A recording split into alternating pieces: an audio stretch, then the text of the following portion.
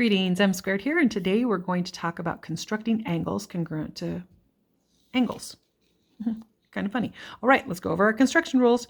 We're going to only use pencils. That's all we're going to use for constructions. We never erase our construction marks, the little marks we make with our compass, because those tell me that you know what you're doing. So you're never going to erase those.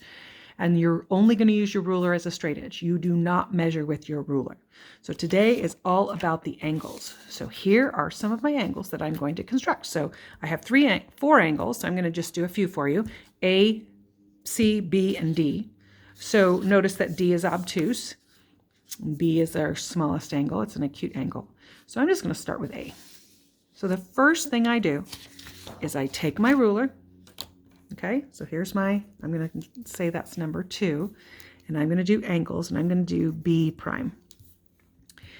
And I first am going to draw a line. Now I'm not drawing it way up here because I know that I have to draw the angle. The angle is going to go up here somewhere. So I want it kind of down on my paper a little bit, and I'm going to just draw a line. And the angle is going to go somewhere in here. Now, anywhere on that line, you can pick the vertex. I am just going to pick the end of it to be my vertex right there. All right. And so when I do that, I'm going to label that B prime because that's where my vertex of angle B is going to be. So I drew the line. I made my vertex. Now I'm going to go back here and I'm going to get my compass. And I am going to shorten my compass a little bit. So I'm going to shorten the radius, because I've been doing long segments. So here we go. I'm going to put the center of my compass on the vertex of B. And I want to draw an arc that intersects both sides of angle B.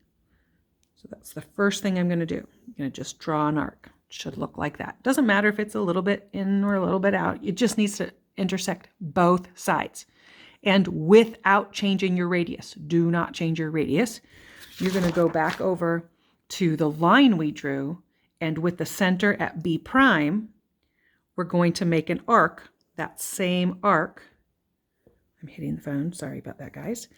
And there is the beginning of the angle. Then I'm going to go back to B. So the arcs have the same radius. And I'm going to measure the distance from here to here, from where it intersects this side to where it intersects that side with my compass. So my center is going to go on one point of intersection, and my pencil part is going to go on the other, so that the radius is that length. So I'm going to have to shorten my compass a little bit. And it looks like I need it to be a little bit longer. So notice that I'm measuring it. I'm making sure it hits that intersection point and that intersection point. And I'm going to draw an arc, and the arc needs to be visible. Sometimes that happens if you don't give it enough pressure. And you notice that I'm a little bit off, tiny, tiny bit off. Well, I'm going to say that that's okay for now, right? But I can see the arc.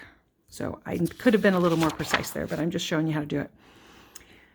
So now I'm going to go over here, and with the center of my compass on the part where the one side of the angle to be hits that arc, I'm going to put that, and then I'm going to make an arc that intersects the other arc, like that. So this distance between this side and where that arc intercepts is the same as it was for angle B. And so now I can draw with my straight edge. I'm going to draw a line through my vertex and that center point right there, and that is going to be the second side of my angle. So I want to line it up right there, and then I'm going to draw the line. So you'll notice that sometimes I say draw and sometimes I say construct. So I drew this line and I constructed the angle using those two arcs. Now I'm going to show you an obtuse angle, because those can sometimes get tricky. So when I do an obtuse angle, I make sure when I draw my line, that I have plenty of room on this side, because remember, the angle is going to come back up over here. So I don't want this to be on the edge of my paper. So I want to make sure that I have plenty of room on the left side of that angle if I'm making it that way. And you can see here that the angle is pointing this way. So perhaps I should have, well, I'm just going to make my vertex over here then. You can make your vertex anywhere on the line. I'll show you that. So I don't want to confuse you. I could make the obtuse angle that way, but I'm going to show you the way it's shown there. So now what I do is I take my compass and I'm going to just lengthen it a little bit to make it easier to use. I put the center of my compass again at the vertex, just like I did last time. I'm going to make an arc. So on D, I'm going to make an arc. Whoops. And sometimes your compass gets a little away with you. You got to kind of apply pressure down as you're turning it, and you might need to just practice that a little bit. Sorry, it got a little blurry. So without changing the radius, I want this radius to be the same because I'm going to do that again on my other angle. And notice it's going to go off to the right. So that's why I put it over here. And when I make my arc, I want to make sure it's almost 180 degrees because I don't want to have to go back and change my compass and fix it. That's happened to me too many times. So you can see, you can't really see, sorry, a little blurry. So I'm going to take it and I'm going to draw it like that. Okay, so I'm going to take my arc and I'm just going to go almost all the way around. Okay, so now I'm going to label this point D prime. That's my vertex. Now I have to measure the distance between where the arc hits each side of the angle. So I'm going to measure that distance with my compass. So I'm going to spread my compass, make my radius a little bigger. And hopefully you have a compass that has a little wheel on it because those are much more stable when you go. So you see right here how my center's here and the pencil part is on this. So the radius looks good there. So I'm going to draw this arc. You could either go like that, or you could have also done it like this. It doesn't matter. You just have to have that little arc. So when I come back over here, I want to make sure I'm going from the place where it hit that side right there to the arc.